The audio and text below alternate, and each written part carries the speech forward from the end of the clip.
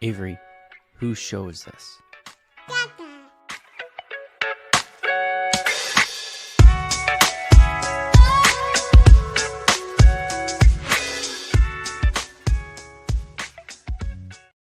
And we're live. Welcome, everybody, here to the Lakers Lounge Podcast. I'm Anthony Irwin, senior Lakers insider, as well as lead Lakers content creator for Offside.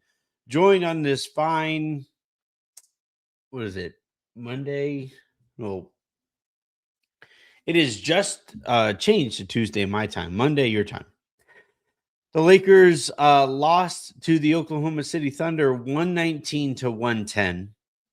A game that felt well within their grasp for, I would say, all but about 5 minutes or so, 10 minutes or so. And as such, it becomes kind of one of those annoying losses that man, you just feel like you could have snuck one out with. The Lakers were without Luka Doncic. The Oklahoma City were without Shai Gilgeous-Alexander. So you had two MVP candidates missing in a nationally televised game. The NBA, ladies and gentlemen. So we'll break down the game and we will discuss, I think, some of the good, some of the bad. And I do think that there are things for the Lakers to take from this game here moving forward that we will discuss. And then, towards the end of the show, I also thought that the Lakers picked up some stuff against Oklahoma City specifically, but I also think they picked up some stuff kind of more generally speaking as well as it pertains to LeBron James. So we'll discuss that too. Yeah, let's go ahead and dive on in. After a reminder, please hit that like, subscribe, notifications buttons, share, all those good things. Okay, yeah, that's out of the way. All right, as I've been saying, as you guys know, the allergies have been killing me. I recorded my offside immediate recap before doing the eye drops. So I was like, holy shit, I look like Cheech. So, yeah, I have the allergies. I have the canker sores. I am finally seeing an allergy specialist, though. So hopefully, sometime soon, all of this will be behind us. But all right, 119 to 110 was the final. And the Lakers, I thought in this one, gave themselves ample opportunities to win it. I thought if LeBron flips the switch earlier, the Lakers probably win this game. I thought if DeAndre Ayton remembers that he is significantly bigger and probably stronger than most of the other people on that court, the Lakers probably win this game. If Austin isn't on his minutes restriction, they probably win this game. And also, if the referees were just like not wearing like OKC, like if they weren't brandishing their OKC tattoos over the course of the game, the Lakers probably win that game. I thought it was really poorly officiated down the stretch. Every big call went in OKC's way. The last 2 minutes report is going to be fun tomorrow because you're going to be like, oh, sweet, great. It doesn't do shit for anybody. But no, I think that I want to start on the positive side here because I think that the Lakers picked up a couple of notes that they can kind of go to for future reference. I'll start more macro and LeBron in the post, like seeing as JJ Redick is losing more and more and more faith in DeAndre Ayton over, the deeper we get into the season, that probably makes it more and more likely that LeBron will be playing significant minutes at the 5. But even if he isn't, LeBron being able to play and operate out of the post adds a completely different dynamic to the Lakers offense. And I thought OKC had no idea what to do with LeBron in the post whenever he got the ball there. Kason Wallace was a turnstile, and Jalen Williams probably had J Dub probably had the best chance of guarding LeBron there. LeBron didn't even feel him. Um, OKC never went big to put like iHeart or Chet on LeBron, and maybe that would just eventually become, or even Caruso. Maybe eventually that would become the counter to this. But as it stood and as this game was playing out, whenever LeBron got the ball in the post, good things happen. You would have you had a great pass to Jake LaRavia, wide open for three. You had LeBron getting all the way to the basket, getting mugged and still making the shot regardless. Um, just and JJ Redick kind of said this after the game. He was like, "Yeah, the difference down the stretch was that the Lakers stopped getting LeBron the ball," and I would probably agree. Um, Part of the reason that they stopped getting LeBron the ball is Austin really kind of struggled with ball pressure. He had a couple of tough turnovers in the first half, and then I thought in the second half just never really got a feel for the game and really kind of played below his level of expectations. And to those who want to note these things, is yet another long, physical, athletic team that Austin struggled against.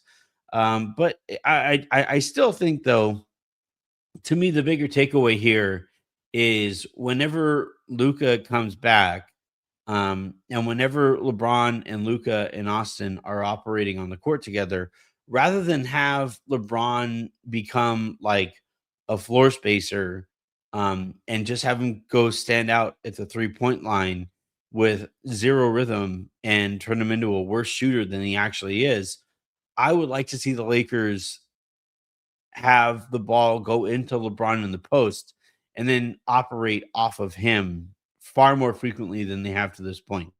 So it's like, to me, against OKC, which it's a possibility that the Lakers face them. I'd have to look at the standings, but the Lakers, I believe, sit in that 4 or 5 spot. That means in the second round, you're probably playing OKC. And if the Lakers do play OKC, I think this is something that will be kind of tucked away for future reference with this matchup. That, okay, go to LeBron in the post, allow him to be super physical, space as best you can, right, with Rui and Kennard and Austin, and then eventually Luca as well. And or like, some combination, preferably some combination of those guys, not all of them at the same time. Sorry, Rob. But like space, or offer as much spacing and cutting and activity around LeBron as you can. I thought Vanderbilt was really good in this game. I thought Jackson Hayes was really good in this game. He's like, I know we always think of spacing from like a shooting standpoint, but if you put Jackson there on the opposite block basically, and you have him as a lob threat, that for and then you have Austin or Jake or Luke or Luca, or Rui, or some combination thereof. And now all of a sudden, from a defensive standpoint, OKC just kind of runs out of cards to play. So LeBron in the post, especially given that, at this stage of his career, he's 41 years old. I think the Lakers' weakest possessions are usually the ones where LeBron is dribbling the ball up at the, the 3-point line and trying to make something happen from the perimeter. Like, he doesn't gain separation that way anymore. So, but what he does do at this stage of his career, almost every time he gets the opportunity, is, all right, I'm in the post. I can go right through people. I think he sets great screens coming out of the post too, which is something that the Lakers should use more frequently.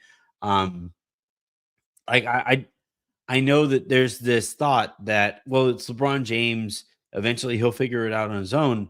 And I think he's at the stage of a career where he does need to be put into better spots to make his impact on the game. And I think the best spot that the Lakers can put him in is operating out of the post, the pinch post, all and everywhere in between. All right. Um, so I will go ahead and the other thing that I wanted to kind of mention from this game was how big the Lakers looked against OKC. And that's not going to change when Shea Gilgeous-Alexander is available or AJ Mitchell is available.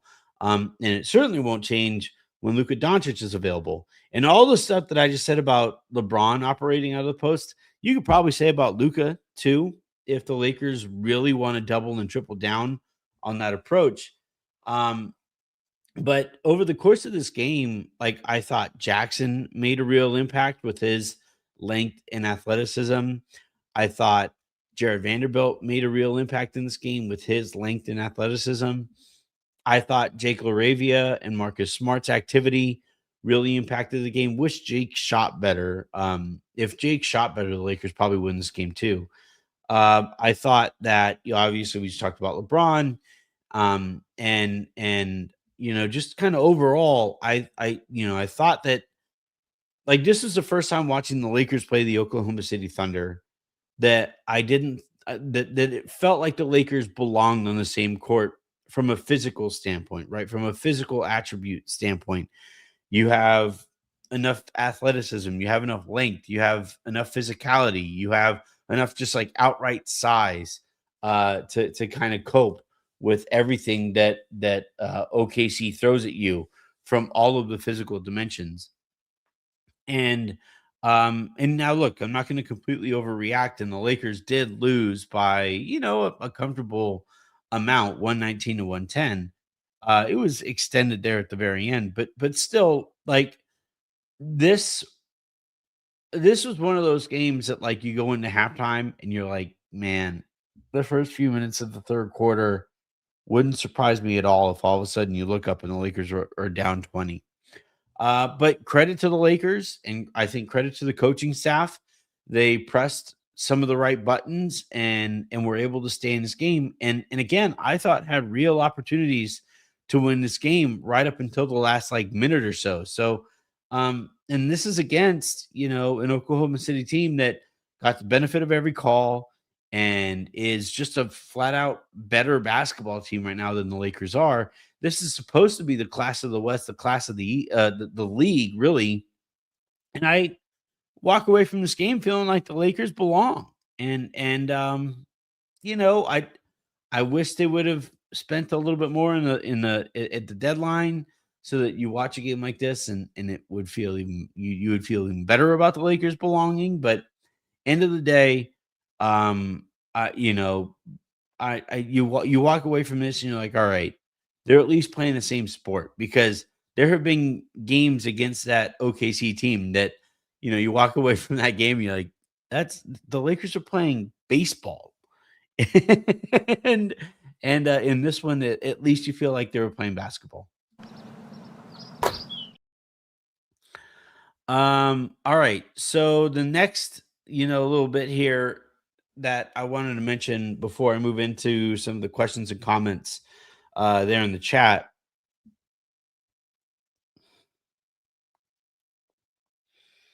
I don't want to like completely overreact.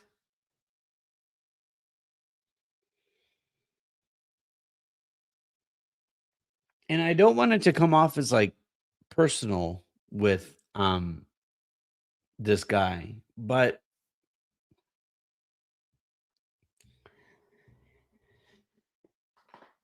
uh Ayton drives me nuts. Like I I can't stand watching this dude play. Like, um,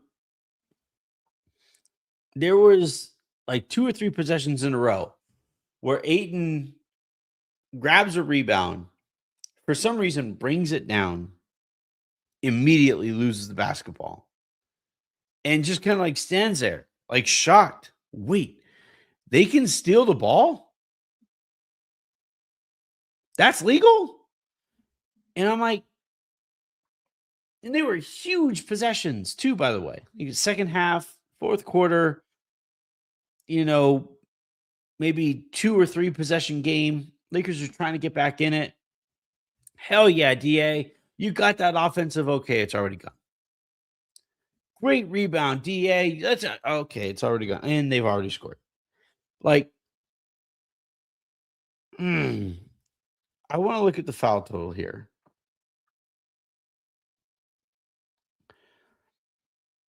Ayton committed 3 fouls in this game. And again, I ask you guys, when was the last time? So I was watching the Charlotte Hornets and Detroit Pistons game today. And obviously, I don't want DA going out there starting fights the way Duran did. I don't want him ending fights the way that Isaiah Stewart did. I don't want anything like that ridiculous. Although I would welcome both of those players to be Lakers. I just want one time for this guy to just knock somebody down. Like, just like any time, at any point, pivot with your elbow out. Remember how Dwight would get rebounds defensively.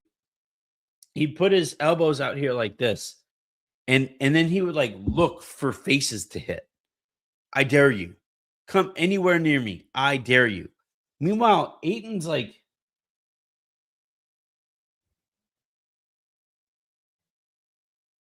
mine. Please don't. Oh, you touched it. Shit. Like, it just drives me nuts. I can't stand watching this guy play. And it's brutal because the Lakers' key advantage against against like the vast majority of the teams that they're playing is that, like, ideally they would be bigger and stronger. Probably not faster, definitely not faster, but bigger and stronger. And a big part of that identity should be DeAndre Ayton. But this dude's soft as Charmin. It's just every night nowadays, he's not closing games. JJ Redick clearly doesn't trust him. And like, they're hoping that maybe Maxi Kleba can do some stuff. Maxi was also terrible in this game. They're hoping that like Jackson can step in, but we just saw how a playoff setting is going to go with Jackson as your best big. To not address the center spot at the deadline when you have a first rounder and a shit ton of expiring contracts, it drives me nuts. And DeAndre Ayton, like, he has a player option this upcoming summer. He's gonna pick it up. He is and then on top of it, every time I ask anybody, Jackson's outplayed him quite a bit. And it's like, well, not necessarily sure Ayton is actually going to like stay engaged if he isn't starting. It's like, cool. So he's soft, he's inconsistent, and he's a loser. Fantastic. Great. How is this your plan A going into the postseason? How is this like, what you're hoping works out going into a postseason series? It drives me up a wall watching this guy play basketball. And like, I was really happy for him. I have been really rooting for this guy all year, not just from a perspective of like, if he figures it out, the Lakers are in a better spot. But I also was like, I kind of thought coming into this spot that he was just kind of thrust into bad situations, and those bad situations only got worse. And no, like I think we are at the point here where it's like, okay, I can understand why people give up on this guy because he gives up on himself. I watched DeAndre Ayton play basketball, and he's quitting on himself. He like by not being physical, by not playing through the ball, by not playing through guys. Like he's quitting on himself. And it's a real bummer to watch it play out this way. I mean, we probably know how it ends. He probably is the starting center on a playoff team that doesn't make it out of the first round. And then in the summer, everybody's like annoyed that he picks up his player option. And then we see what happens when he becomes an expiring contract for the Lakers this summer. But just he's been given every opportunity to make this work. He's been like given almost unlimited patience from the coaching staff, and all he has to show from it is like a couple fun months at the beginning of the season, and now he's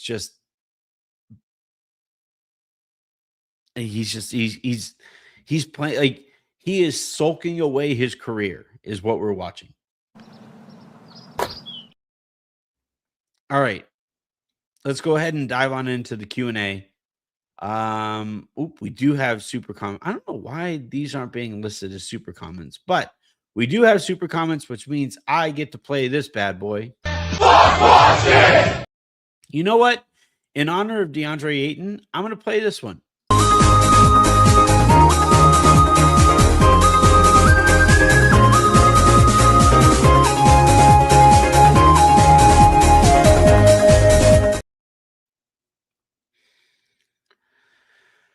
Oh, DA.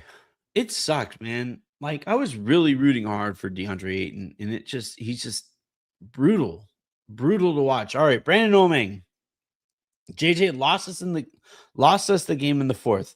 DA needed to be benched in the fourth. Jake can't hit an open three to save his life. Dort, Kason, and AC get away with fouling. All right, so I will say this for JJ. You have Austin on a minutes restriction. Pete mentioned in the offside chat today that he thinks Austin will be on a minutes restriction for the remainder of the time through the All-Star break. So we will see if that remains the case.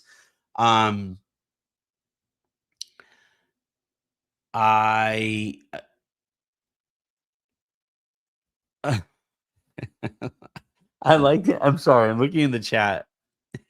And so I played the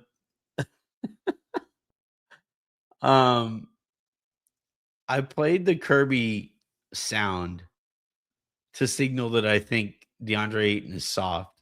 And people are like, stop it. He's not as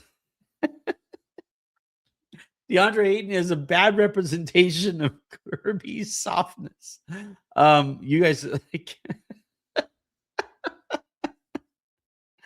that's amazing. That is a very good comment.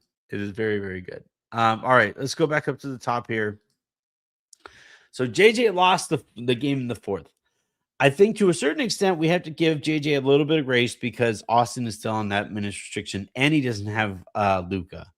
What I will say, and what I am a little nervous about, Kennard has been a Laker for what? 2 games, right? He has finished both of those games. Now, various players have or haven't been available and stuff like this. But we know what JJ cares the most about. I like Luke Kennard as a basketball player for the first 42 minutes of a basketball game. I do not like him in the final 6 minutes of a basketball game, given the way that we know he is going to be targeted. And that is where this gets kind of tough. So I am really curious to see like what closing lineups might look like when Luka comes back. But I don't love the idea that you're probably, that you could be looking at a closing lineup of Luka, Austin, Kennard, LeBron, and pick your five, whether it's Jackson Hayes, DeAndre Ayton, might be Rui. The fact that Rob, singled out that lineup, you know, made me a little nervous, right? Like that's not a lineup that you're actually serious about, right?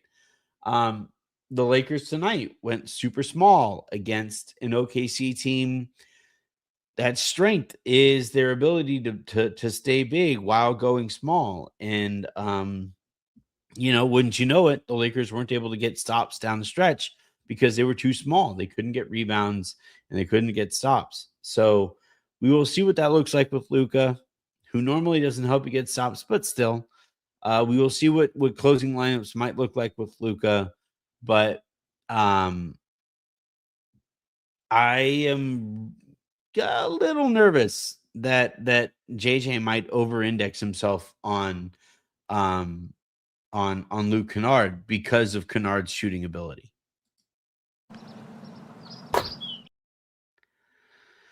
Let's see.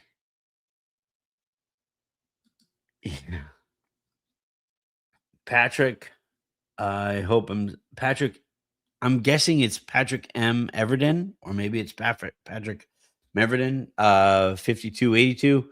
Remember when Littlefinger let Caruso walk for nothing, and then he winds up on the Thunder and is the primary reason they won and continue to be great? Can we have another Rob rant, please? All right. I'm going to take you on a history lesson here. It's the summer after they trade for Russell Westbrook, if I'm remembering this correct. I think I am, though. But it's the summer after they trade for, you know what? I'm going hatless. So it's the summer, like the summer they trade for Russell Westbrook. I believe they also let Alex Caruso walk, and it's like one of the most crippling summers that or off seasons that any of my teams that I root for have ever had. And I remember going into that summer, and especially going into to free agency, and I was being told loud and clear. Now, this is before I started like doing any kind of reporting, but I I remember like going into that free agency period, and I was like, all right, so uh you have this and you have this, and you check this box, you check that box. You see what number Caruso is coming back at. And I remember like saying that and being stopped in my tracks um by people that are closer to the Lakers. And they were like, not quite sure about Caruso. And I'm like, excuse me? Yeah, we're not quite sure about Caruso. Rob isn't really sure about Caruso. Like, is he a product of LeBron and AD? LeBron and Clutch are kind of sort of pushing behind the scenes for THT to be brought back, as this looks like it is heading towards a choice between the two. Genie doesn't really want to pay for the luxury taxes that it would take to keep AC. He just doesn't have any um there's just no allies of Caruso really kind of making the case that this is a guy who should remain a Laker beyond that summer. And I'm like, okay, well, like what's the number we're even looking at? Like what, like how can how can Caruso possibly be so expensive? Is he getting a monster offer? Is that what's going on here? No, no monster offer. probably looking at about 9 to 12 per year. And I'm like, 9 to 12 per year, and you guys aren't going to bring back a guy that you started in a finals clinching game? And it was like, no, doesn't look like it. And so we go into that free agency period. July 1st comes around, and we're like June, what is it?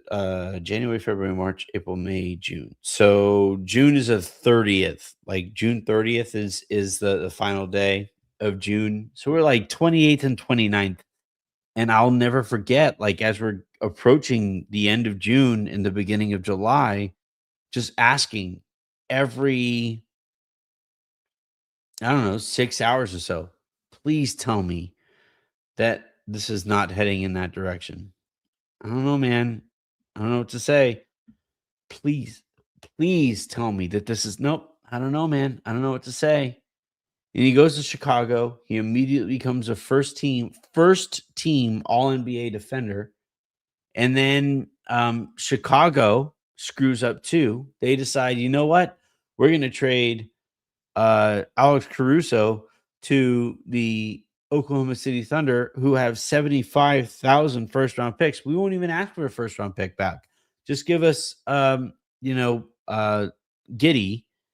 and we'll call it a day. And I'm like, how the fact that the Chicago Bulls, who are run by some of the biggest clowns in the sport, like the fact that the Chicago Bulls also undersold how important Alex Caruso was, only reminded me of how I felt about the people who were responsible for that with the Lakers. And it's like, cool. The people who are responsible for building out rosters around LeBron James and Anthony Davis share this in common with arguably one of the worst front offices in the sport. Fantastic. Makes me feel super duper great about how great the Lakers are going to be run here moving forward. And wouldn't you know it, things haven't gone very well. So there's your history lesson.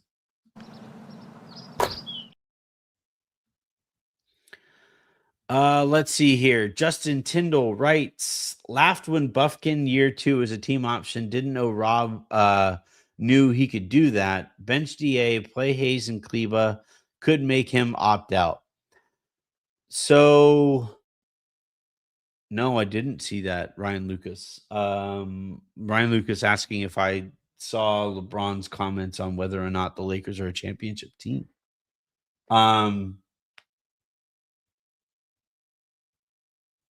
Oh, all right. Well, I found the comments. I will download those and put them on the show once they download, because I'm talented like that. Hold on. All right. So anyway, laughed when Buffkin got a second year team option. Well, you know what's funny, Justin, is that I had a former Lakers staffer make that same exact joke to me, that like apparently Lakers people were always pushing Rob, like, Rob, why are you giving these player options to these guys? And apparently Rob's response was always like, well, we couldn't get this guy if we don't give a player option to them. And they were always like walking away from that conversation saying, then don't sign that player if it requires that second year player option. This time he learned and he does the team option, which certainly helps. But I did see plenty of comments over the course of the show. And I remember, I don't know if it's all of you guys or not. It certainly wasn't all of you guys who were giving me a hard time because I really, really, really didn't like the Buffkin signing. But here's Mile High Indoor Sports or whatever. Great job signing Buffkin to a contract and not playing him. Nice work by JJ and Reeves once again versus OKC, averaging 15 and 33% horrible, whatever job by him. I see, let's see. Ish Jack. Oh no, wait. Well, Austin was also hunted. You're right. But Golden Child, Austin played 30 minutes. So that's weird. Austin played 30 minutes and he didn't start. That's really weird. Let's see. I know I saw another Buffkin comment in here. I guess here we go. Pelinka just signed Buffkin, hoping he can resurrect Kobe's skills. Pelinka thinks Buffkin's first name, Kobe, may have the same legacy as Kobe Bryant. I mean, we saw that the bonus structures were 8 and 24 million. We know that the Lakers are, and the people who are running the Lakers are, I'm not going to finish that sentence. But anyway, let's see. I'm going to go ahead and dive into, I'm going to finish this comment. Just make sure. Bench DA and Hayes / play Hayes / Kleba could make him opt out.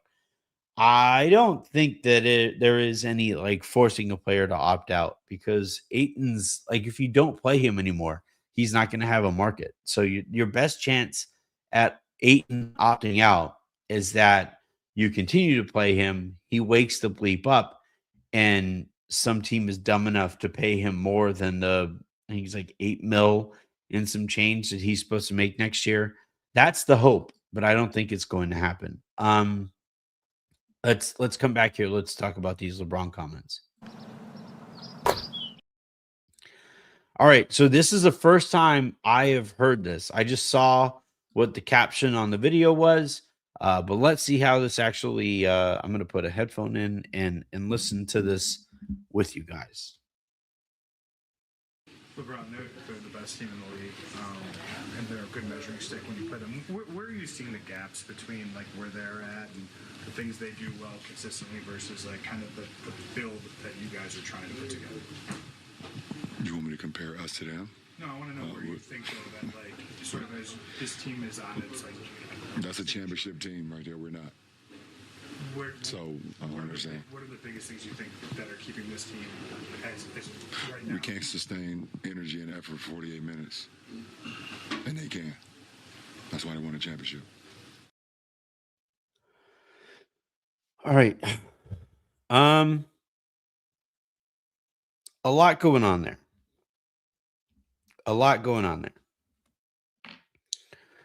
So, for one thing, it was actually kind of nice to see LeBron kind of frustrated by a loss. One of the things that kind of annoyed me over the course of the season is he will give these, pressers and stuff, and he'll be a little extra jovial, more jovial about a loss than I would normally be. This one like seemed to sting him a little bit. That's kind of interesting. So he said that, or the thing that LeBron points at for like, the main difference that he pointed to between the Lakers and the Thunder, is that the Thunder give 48 minutes of consistent energy and effort.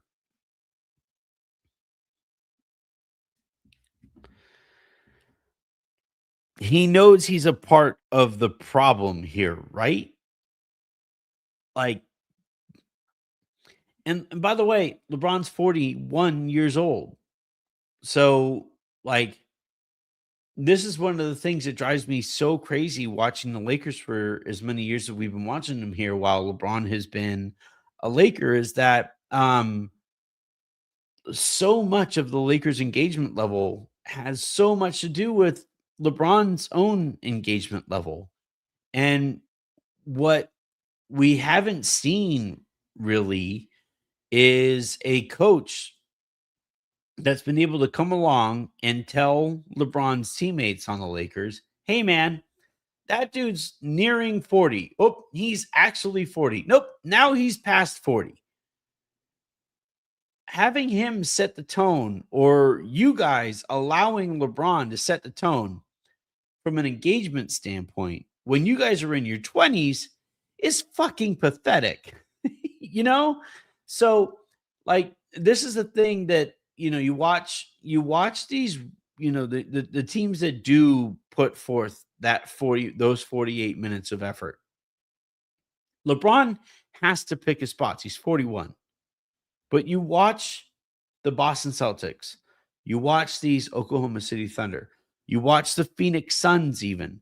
You watch all of these legit contenders. I think Detroit falls into this category. And like there is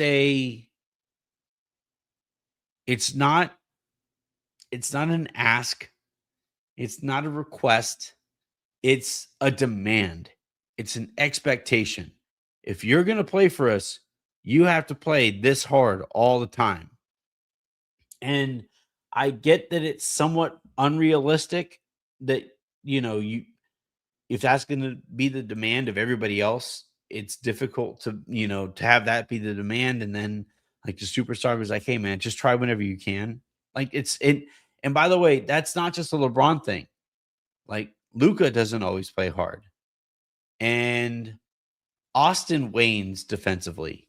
So if your three best players give inconsistent effort or they are inconsistently talented from a defensive and give a bleep standpoint, that becomes kind of ingrained into the fibers of your organizational culture. And that's how you arrive at a place where the Lakers have such a huge gap between how they look when they're looking their best and how they look when they are not looking their best. So like I agree with LeBron about, OKC puts forth 48 minutes of consistent effort and engagement and discipline and those things, and that the Lakers don't. But also it's like, where, what's the quote from Remember the Titans? Effort is reflective of leadership, captain. Like he's part of this too. Luke is part of this too. Austin is part of this too. JJ is a big part of this. Like, where is that culture of give a bleep coming from with these Lakers? I just don't really see it. Also, by the way, like OKC's roster is miles ahead of where the Lakers is. It just is. Kason Wallace would start for the Lakers tomorrow. Jalen Williams, their third string center, would start for the Lakers tomorrow. Like, Isaiah Joe would start for the Lakers tomorrow. Fucking like Alex Caruso, who comes off of the bench for themselves or for OKC, like he would start for the Lakers. He would be a perfect addition to the Lakers. So like part of it is, overall talent across the roster. Part of it is culture. Part of it is give a bleep. Part of it, like there's a lot going on here. And that's why like LeBron is looking at this, a game where he probably felt like the Lakers had a real opportunity to win this thing because Shea isn't playing in it. And he's just like, man, even still, we were holding on to the Tiger for the whole game.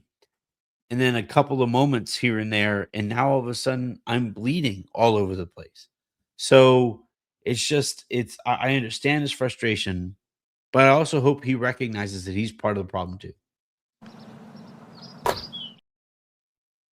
All right. Let's go back to your guys' comments here. Red Pill Nation 93 HBG. So they signed Buckin only for him to not get any minutes. Ayton is terrible, but he's been this way since the Suns. So Ayton, I've said plenty about Ayton, so we'll move on from that. As far as the Buckin thing goes, JJ Redick talked before the game about the decision to keep Buckin, and it sounded, based on his explanation, like more of a play for the future than it was for keeping the Lakers, using that 15th roster spot or whatever. I'm gonna see if I can find the come on, I'm gonna see if I can find the quote here really quick. Here we go. All right. So JJ Redick was asked about the Buffkin edition and said the following quote, there's a lot of factors that go into that. The buyout market, I'll just be frank, because I did this when I was working in media. It very rarely produces a player that impacts a team's playoff chances. It just very rarely does. The second part of that is you got to make sure the guys, if you're going to get a buyout player, you got to make sure that guy's healthy. Kobe has certainly earned a spot in the NBA with the way he's played this year for us in South Bay. There's also factors of, are we going to be able to keep him in our program? So there's a lot of what went into it. We feel really happy that we got him on the roster. That doesn't sound like a coach who was like, give me anybody who improves my playoff chances right now, which kind of stinks a little bit. Buffkin, it's like I said the other day when I was talking about the Buffkin edition. They gave Kobe Buffkin one 10-day contract, and he was barely able to get off of the bench for the Lakers. And they didn't even give him a second 10-day contract. They skipped the second 10-day contract, and jumped straight into guaranteeing the rest of the season for him. And it's just like, from a process standpoint, from an asset management standpoint, that doesn't make any sense. And there's this concern that, oh man, but what if some team swoops in and signs Kobe Buffkin? Then somebody swoops in and signs Kobe Buffkin. It happens. It doesn't feel a need. So one thing I did think was worth noting in there was how he talked about, you got to sign a player who is healthy for you right now. That felt like a comment directed at Haywood Highsmith, who I was told that the Lakers liked going into that process. And, eventually it sounds like what won out was that nobody knows. And Highsmith, to the Lakers' defense, has not been signed so far. So nobody has really wanted to sneak out onto that ledge and see what Highsmith could bring to a team. I believe that's still the case for Lonzo Ball too. So like these teams are very reluctant to use that space under whatever hard cap that they're at or whatever roster spot that they have that they can offer. They're reluctant to give those things to players who have those questions facing themselves from a physical standpoint.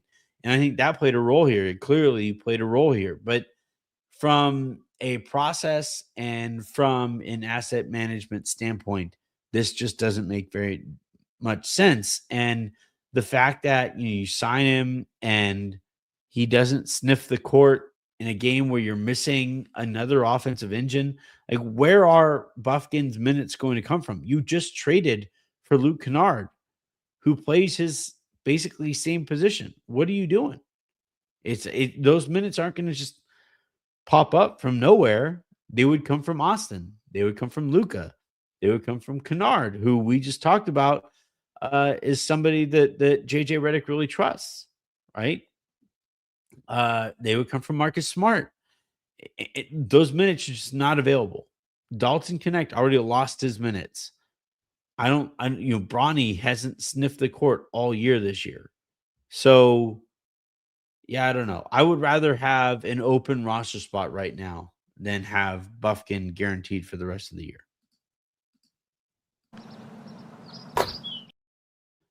All right. Let's see. Yeah, I know, Red Pill. He was like, I meant Buffkin. I know. I didn't figure you thought there was a guy on the team's named Buckin. Gorilla the Conqueror. What's up with the GM only being, or the game being only being available on Peacock? It sucks, man. I had high hopes for NBC and Peacock's like overall presentation of the game. I think they're trying some new things that eventually they will scrap.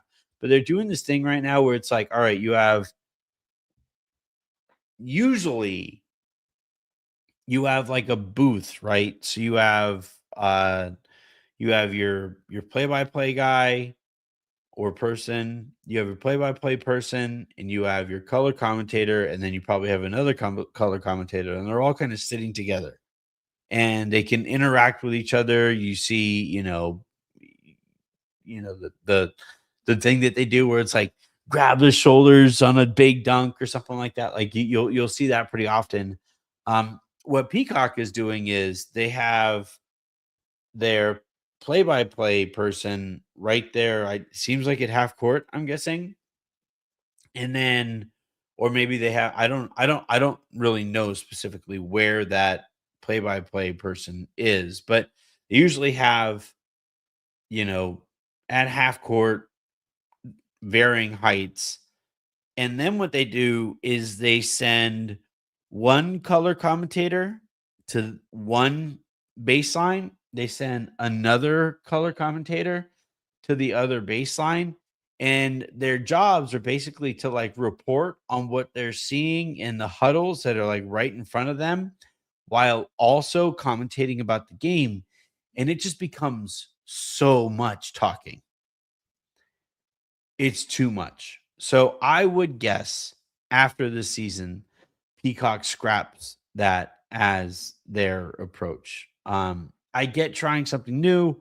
I get seeing how this might work, but this just doesn't really work. And especially like, Robbie Hummel is somebody who hasn't really done this on a national stage in the NBA before. So I think he's kind of trying to prove himself.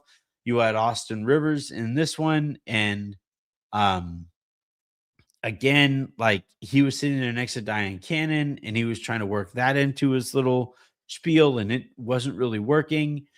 You had like, it just feels like a podcast that I'm trying to mute while I'm watching a basketball game. And yeah, the presentation isn't very good. And it makes it even worse because, these things are exclusively on NBC or Peacock. And I don't want to have to pay for that. Like, if I were a Laker fan and I wasn't covering this and I couldn't write off whether or not write off the cost of watching this, I don't know that I would pay for Peacock or all of these channels to be able to watch all of the Lakers games.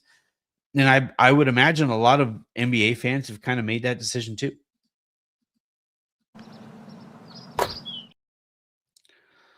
Let's see.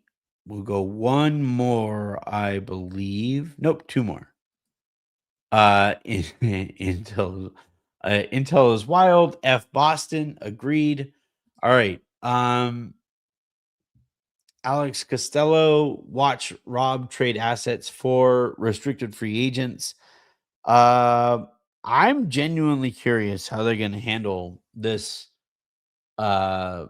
summer because they're holding out hope on Giannis still, and they're the free agency class this year isn't very good. There's some restricted free agents who I'm certainly interested in. Also got to see about the expansion possibilities and how quickly there's an expansion draft and what impact that has on free agency and team building as well. But yeah, like, this notion is like, oh, well, we'll just trade players into our cap space. It's like, okay, but you still have to give up some stuff for those players if they're any good. And if they aren't, then like how much better of a spot are you actually going to be in? So we'll see how this summer goes, and we'll see how the Lakers use their cap space. I'm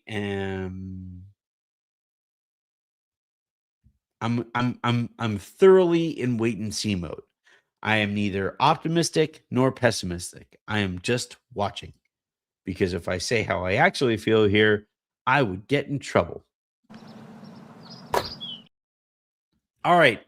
That is going to do it for this episode of the Lakers Lounge podcast. Harrison will be in the lounge tomorrow to discuss some more of the stuff and the trade deadline and all that stuff. And then let's see, tomorrow, or I guess today is Tuesday. And then Wednesday, we have the return of the Great Western Forum. So you guys have that to look forward to as well. I mean, you guys know how I feel. I'm not optimistic. If you've been paying attention to the front office for the last like 5-6 years, you shouldn't be optimistic about what they're going to do. You can hope, you can be, I think, at best cautiously optimistic. But for me, these guys they have to prove themselves to me personally. That's how I'm looking at this from my vantage point. But anyway, tomorrow, Harrison, Wednesday, Pete and Jovan. Tomorrow the Lakers play again. So it's a schedule loss. We'll see who's available.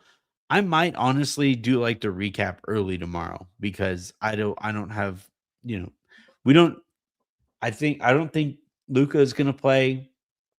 I'd be surprised if Austin plays in the second night of a back-to-back after playing 30 minutes tonight. I would be surprised if LeBron plays and you're playing against a team in the Spurs that has had 2 nights off. So you guys can guess how that game is going to go. So until then, and until the next time you guys hear from me, I'm Anthony Irwin saying have a great rest of your day. Make somebody else's, and I will talk to you tomorrow.